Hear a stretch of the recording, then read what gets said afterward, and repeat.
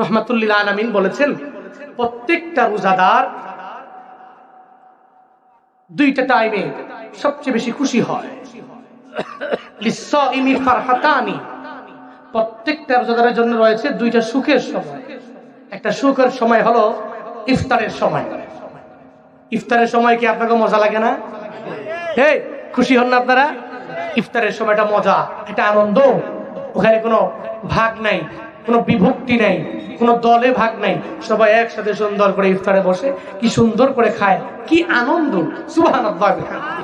2 number, প্রত্যেকটা রোজাদার জন্য, যারা রোজা রাখলো এদের জন্য 2 নম্বরে খুশির সময় হলো আল্লাহ পাকের পক্ষ থেকে যে পুরস্কার আল্লাহ পাক নিজ হাতে বান্দাকে দিচ্ছে, ওইটা হলো প্রত্যেকটা রোজা রাখনেওয়ালা বান্দার জন্য সুখের সময়, খুশির সময়। পড়েন না সুবহানাল্লাহ। এই জন্য রমজান আসার আগে আমরা একটা দোয়া বেশি বেশি পড়ব। ওই দোয়াটা পারেননি, যেটা রজব মাস আসার পর থেকেই নবীজি পড়তেন। আল্লাহুম্মা বারিক লানা ফি রজব ওয়া শাবান ওয়া বাল্লিগনা রমাদান। রমজানের আগে 2 মাস আসার আগে রাহমাতুল লিল আলামিন সর্বাবস্থায় নবী বললেন, আল্লাহুম্মা বারিক লানা ফি রজব ওয়া শাবান। ও আল্লাহ, রজব শাবান এই 2 মাসে তুমি আমাকে বরকত দিয়া ভরপুর করে দাও। রজব শাবানে বরকত দাও, রমজান পর্যন্ত তুমি আমার হায়াত বৃদ্ধি করে দাও। 2টা মাসে বরকত দিয়া দেওয়ার পরে তুমি আমাদেরকে রমজান পর্যন্ত আমার হায়াত বাড়ায়া দাও। কারণ রজবে বাঁচলাম, শাবানে বাঁচলাম, রমজান যদি না পাই আমার মতো কপাল পোড়া কেউ নাই। কারণ আমি রজব পাইলাম, শাবানও পাইলাম, রমজান পেলাম না। মনে রাখবেন, আল্লাহ পাক দুনিয়াতে কোন কোন বস্তুর উপরে আরেকটা বস্তুর মর্যাদা আল্লাহ বাড়ায়া দিলেন। দুনিয়াতে সব মানুষ সমান, তবে মর্যাদার দিক থেকে সব মানুষ সমান না। সমস্ত মানুষের মাঝে হিন্দু আছে, খ্রিস্টান আছে, বৌদ্ধ আছে, সমস্ত মানুষের মাঝে আছে মুসলমান। সব মানুষের মাঝে আল্লাহ পাক মুসলমানদের মর্যাদা আরো বাড়ায়া দিলেন। সমস্ত মানুষের মাঝে মুসলমান যে পরিমাণ রবের দরবারে দামি, এই পরিমাণ দামি অন্য কেউ না, যেই পরিমাণ মুসলমানরা দামি। আবার সব মুসলমানের মাঝে আমার রবের দরবারে ওই মুসলমানদের মাঝে যারা নামাজ পড়ে 5 বেলা, যারা রমজানের 30টা রোজার আগে যারা যাকাত প্রদান করে, যারা হজ করে, কোনো অন্যায় করে না, কোনো অপরাধ করে না, ওই মুসলমানদের মাঝে এই মুমিনেরা রবের দরবারে বড্ড দামি। সব মুসলমানদের মাঝে আমার মাওলা এই মুমিনদের মর্যাদা আরো পরিমাণে বাড়ায়া দিল। আবার সমস্ত মুমিনদের মাঝে দামি হলো সাহাবায়ে কেরামেরা। যেই সাহাবায়ে কেরামেরে আল্লাহ সমস্ত মুমিনদের মাঝে মর্যাদা এদের বাড়ায়া দিলেন। সব মুমিনদের উপরে আল্লাহ পাক এদের শ্রেষ্ঠত্ব দিয়ে দিলেন। আল্লাহ পাক এদের এত পরিমাণে দামি বানায়া দিলেন, যেই কারণে রাহমাতুল লিল আলামিন বললেন, আসহাবি কান নুজুম, আমার সব সাহাবায়ে কেরাম তারকারাজির ন্যায়। এমনকি যারা আমি নবীরে দেখলো, সচক্ষে ঈমান অবস্থায় আমি নবীরে দেখলো, এরা জাহান্নামে যাবে না, আমি নবীর সাথে এরা মাওলার জান্নাতে চলে যাবে। দুনিয়ার সব মুমিনদের মাঝে সাহাবায়ে কেরাম আরো অনেক পরিমাণে দামি। আবার সাহাবীদের চাইতে দুনিয়ার যত নবী আছে, আম্বিয়া যারা, দুনিয়াতে রসুল যারা, এরা আরো অনেক পরিমাণে দামি। মানে সাহাবীদের চাইতে আম্বিয়ারা দামি, সাহাবীদের চাইতে রসুলেরা দামি, সাহাবীদের চাইতে পয়গম্বররা রবের দরবারে আরো পরিমাণে দামি। শুধু তাই না, এই সমস্ত নবী আর রসুলের মাঝে একজন নবী দামি আছে। ওই নবী আদম নবী না, ওই নবী ঈসা নবী না, ওই নবী দাউদ নবী না, ওই নবী সুলাইমান নবী না, ওই নবী মুসা নবী না, ওই নবী ঈসা নবী না, ওই নবী তোমার আমার নবী রাহমাতুল লিল আলামিন। শুধু তাই না রে বাবা, আরবিতে আছে 12 মাস। এই 12 মাসও রবের দরবারে দামি, তবে 12 মাসের মধ্যে একটা মাস আছে রবের দরবারে দামি। ওই মাসটা হলো রমজান মাস, যেটা আমাদের সামনে আমরা অপেক্ষায় রয়ে গেলাম। ওই রমজান মাস 11 মাসের চাইতে দামি না কম দামি?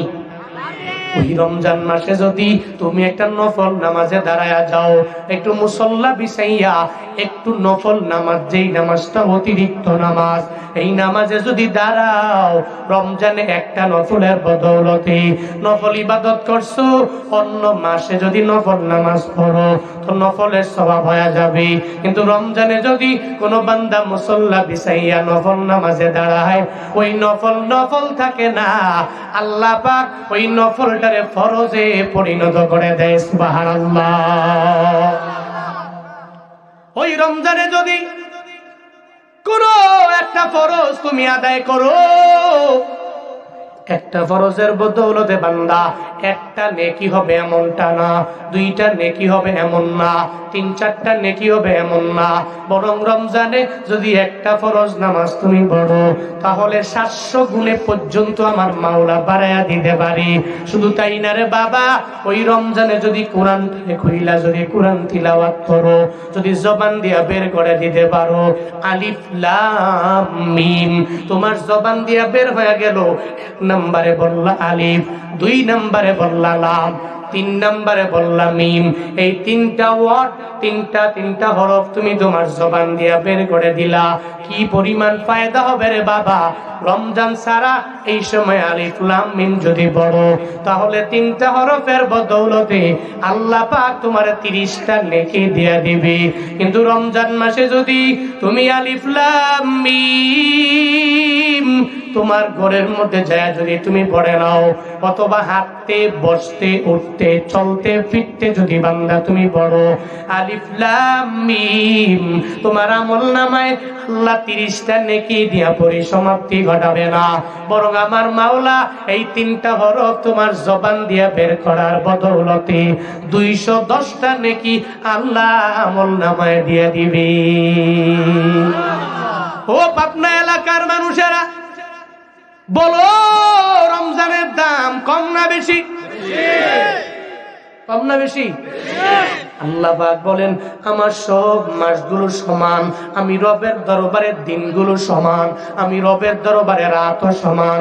তবে সমান হলেও আমি আল্লাহ একটারে আরেকটার উপরে শ্রেষ্ঠত্ব দিয়ে দিলাম, একটারে আরেকটার উপরে মর্যাদা বাড়াইয়া দিলাম।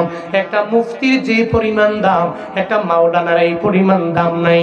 একটা মাওলানার যে পরিমাণে দাম, একটা হাফেজে কোরআনের ওই পরিমাণ দাম নাই।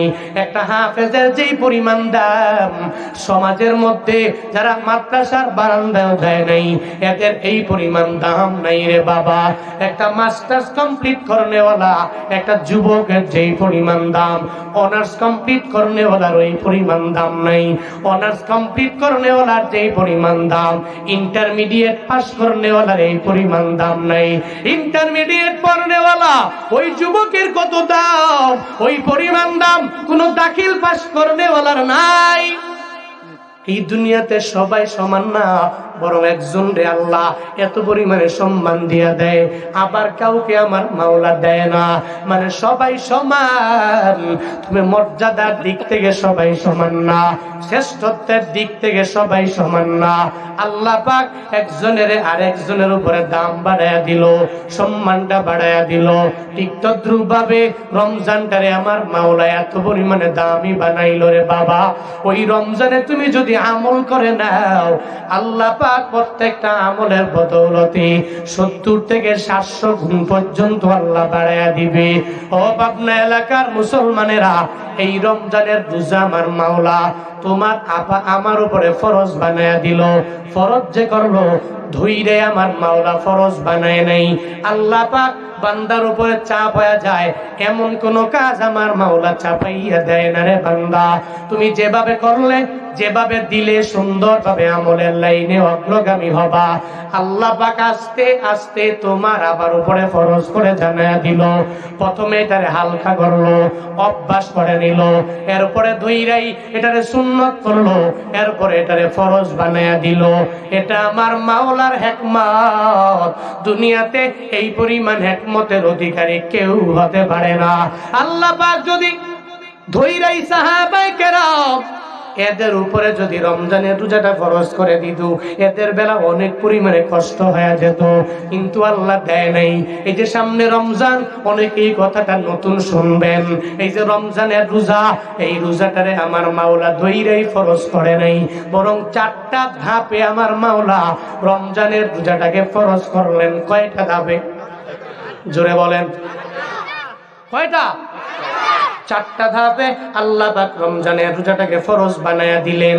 প্রথম নাম্বার, কেমনে ফরজ হয়ে গেল?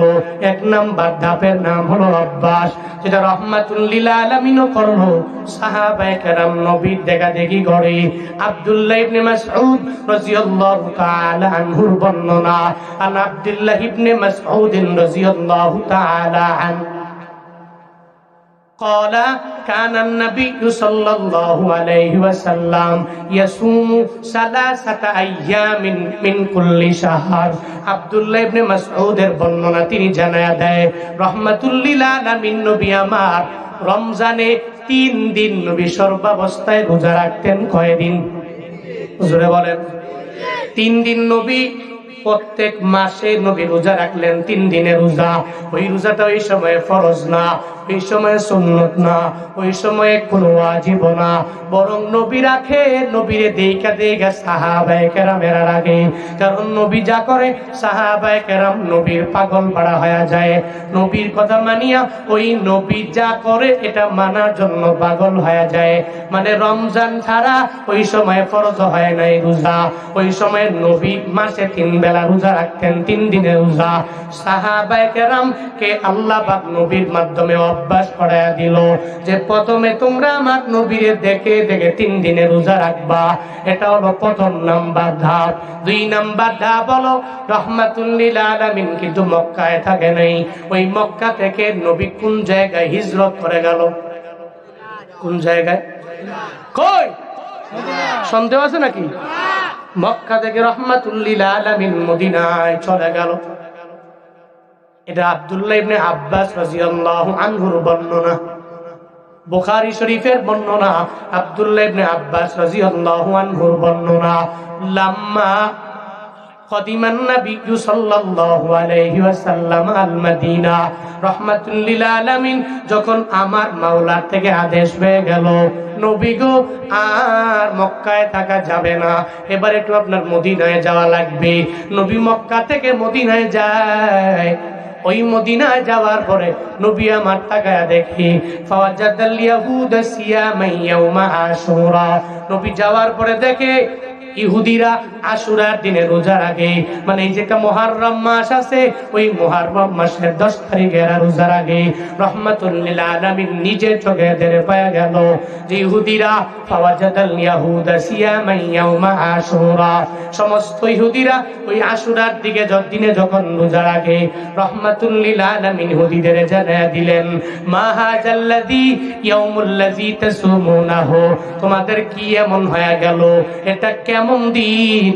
এই দিনে তোমরা রোজা রাখার জন্য ব্যাকুল হয়ে গেলা। এই ইহুদিরা এই দিনের বেলা রোজা রাখছো কেন? সব ইহুদিরা আমার মদিনাওয়ালা নবীরে জানায়া দিল, এই মুহাম্মদ আমরা কেন রোজা রাখি জানোনি? কারণ হলো ফাকালু হাযা ইয়াউমুন আযীম, এরা জানায়া দিল এই দিনটা সাধারণ কোনো দিন হতে পারে না। যদিও তোমাদের কাছে সাধারণ দিন হতে পারে, আমগো ইহুদিদের কাছে এই দিনটা হলো ইয়াউমুন আযীম, এটা মহান দিন। কেন মহান দিন হয়ে গেল? ইহুদিরা বলে, হে মুহাম্মদ আল্লাহ পাক এই দিনে হযরত মূসা আলাইহিস সালাম আর তার কওমকে ফেরাউনের কবর থেকে আল্লাহ পাক বাঁচায়া দিলেন। নীল নদের মধ্যে আল্লাহ ফেরাউনকে ডুবায়া ডুবায়া চুবায়া চুবায়া মারলেন।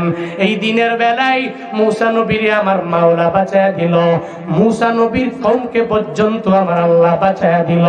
শুধু তাই না, ফেরাউন এই দিনের বেলা দুনিয়া থেকে বিদায় নিয়েছে। ওই ফেরাউনের দলবলেরা সব ডুবে ডুবে নীল নদে মারা গেল। এই মুহররমের 10 তারিখে মারা যাওয়ার কারণে ফাসামাহু মূসা শুকরান, ওই দিনের বেলা হযরতে মূসা নবী রোজা রাখলো।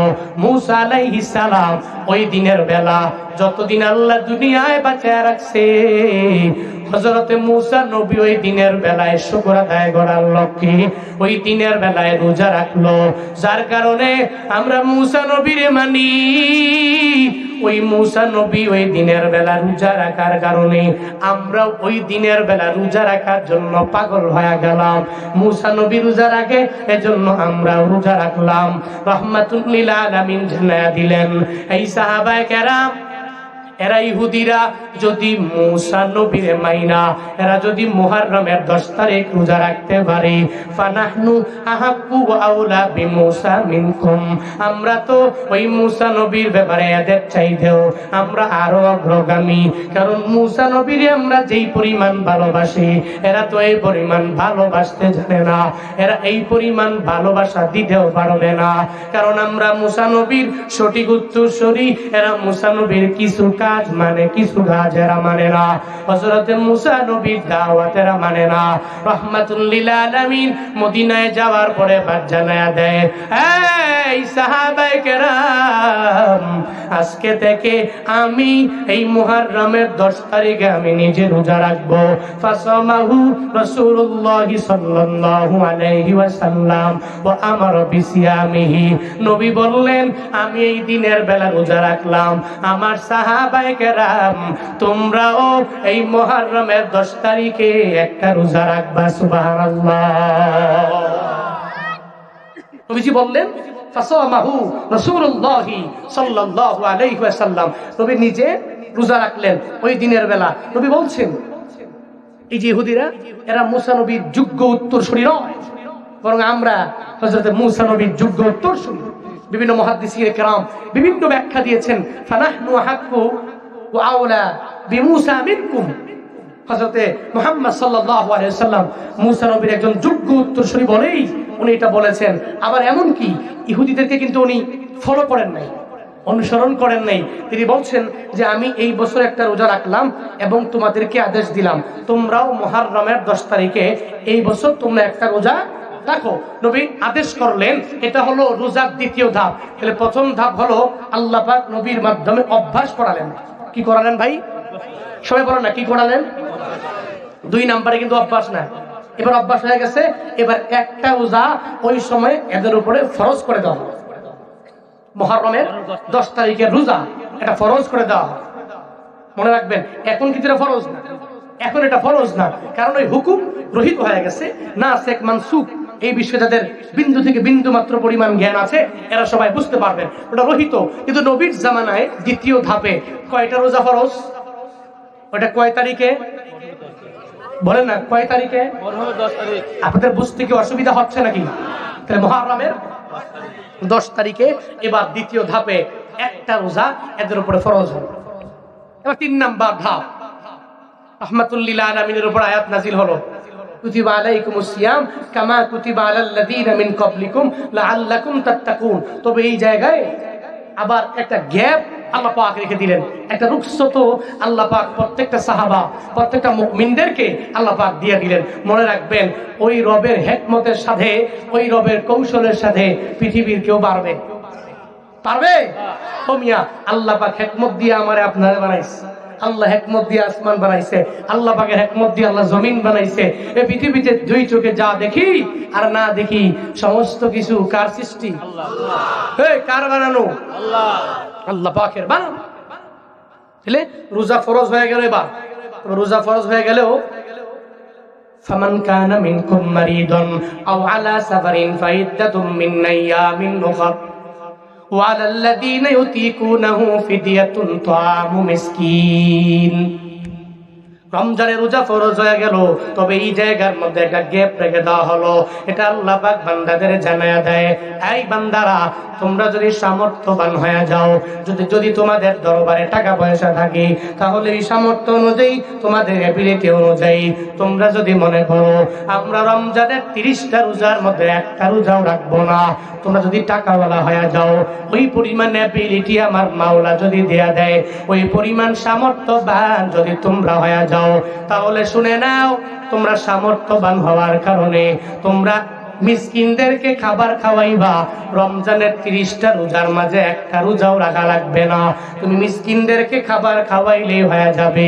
তবে এরপরে আল্লাহ জানায়া দিলেন, ওয়া আনতাসুমু খায়রুল লাহুম, যদি তোমরা ওই দিনের বেলা রোজা রাখো, সামর্থ্যবান হওয়ার পরেও যদি মিসকিনদেরকে খাবার না দিয়া রমজানের প্রতিদান পাওয়ার জন্য যদি তোমরা রোজা রাখো, তাহলে এটা তোমাদের জন্য না রাখার চাইতে রাখাটা কল্যাণকর হয়ে যাবে।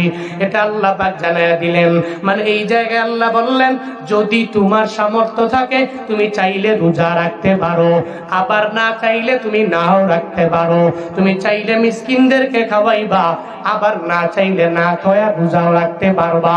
এর মানে এখনো পুঙ্খানুভাবে সবার উপরে রোজা ফরজ হয় নাই, সবার উপরে রোজা ফরজ হলো না। সামর্থ্যবান যারা, এরা এদের টাকা দিয়া মিসকিনদেরকে খাওয়াইয়া দিবে, এরা রমজানের একটা রোজাও রাখবে না রে বাবা। 3 নাম্বার ধাপ চলে গেল। এবার 4 নাম্বার ধাপ, রাহমাতুল লিল আলামিনের উপরে আয়াত নাযিল হয়ে গেল, শাহরু রমাদান আল্লাযী উনজিলা ফীহিল কুরআন হুদাল লিন্নাস ওয়া বাইয়িনাতিন মিনাল হুদা ওয়াল ফুরকান ফামান শাহিদা মিনকুমুশ শাহরা ফালিয়াসুম। এবার দুনিয়ার সমস্ত মানুষের উপরে, মানে যারা ইসলাম ধর্ম গ্রহণ করে নিল, ঈমানওয়ালা হয়ে গেল, এদের উপরে এবার রোজা ফরজ হয়ে গেল। এবার সামর্থ্যবান যারা, এরাও রোজা রাখা লাগবে। যারা সামর্থ্যবান না, এরাও রোজা রাখা লাগবে। গরিবেরাও রোজা রাখবে, ধনীরাও রোজা রাখবে, সমস্ত লোকেরা এবার রোজা রাখা লাগবে। কারণ আল্লাহ পাক এবার জানায়া দিলেন, শাহরু রমাদান আল্লাযী উনজিলা ফীহিল কুরআন, এটা এমন মাস যেই মাসের মধ্যে আমার মাওলা কুরআনটারে নাজিল করলেন। আল্লাহ পাক জানায়া দিলেন, এই মাসটা হুদাল লিন্নাস ওয়া বাইয়িনাতিন মিনাল হুদা ওয়াল ফুরকান, আমি আল্লাহ কোরআনটারে এই রমজান মাসের মধ্যে আমি আল্লাহ নাজিল করলাম। এটা সমস্ত মানুষের জন্য হিদায়াত, সুস্পষ্ট করার জন্য। আল্লাহর কোরআনটাকে ফলো করলে বান্দা তোমার জন্য হয়ে যাবে। ফামান শাহিদা মিনকুমুশ শাহরা ফালিয়াসুমহু। এবার আল্লাহ পাক জানায়া দিলেন, এই আমার বান্দারা, তোমার সামনে যখন রমজান হাজির হয়ে যাবি, যখন রমজান মাস তুমি পায়া যাবা, তখন ফালিয়াসুমহু, একটা ধনীও রোজা রাখা লাগবে, একটা গরিব রোজা রাখা লাগবে, একটা টাকাওয়ালা রোজা রাখবে, একটা বাড়ির মালিক রোজা রাখবে, একটা গাড়ির মালিক রোজা রাখবে। কারণ রমজান মাস যেই বান্দার সামনে হাজির হয়ে যাবে, এখন আর সামর্থ্যবান যারা, মিসকিনদেরকে খাবার খাওয়াইলেই হবে না, বরং যারা সামর্থ্যবান এরাও রোজা রাখা লাগবে। আগের আয়াতটা রয়ে গেল, কিন্তু হুকুমটা রহিত হয়ে গেল। আয়াত রয়ে গেল, পড়লে সওয়াব হবে, কোনো গুনাহ হবে না। তবে ওই হুকুম নাই, ওই হুকুমটারে আমার মাওলা রহিত করে দিল।